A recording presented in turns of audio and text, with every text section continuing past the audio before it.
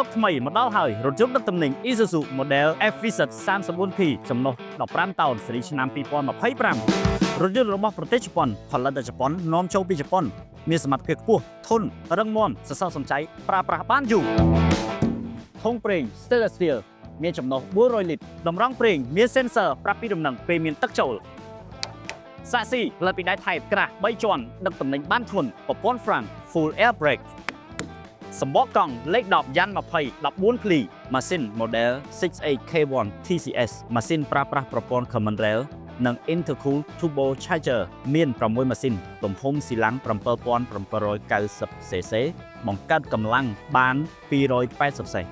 ពង2ទប់ទម្ងន់បានធន់ជាប់មកជាមួយប្រព័ន្ធ ECU សម្រាប់កត់ត្រាទិន្នន័យប្រើប្រាស់រថយន្តជាក់ស្ដែងប្រអប់លេខ Mark ZF របស់ប្រទេសបារាំងបងដែលមានតម្រូវការប្រភេទរថយន្តទឹកទំនិញធន់ដើម្បីយកទៅបម្រើនៅក្នុងអាជីវកម្មរបស់បងដូចជា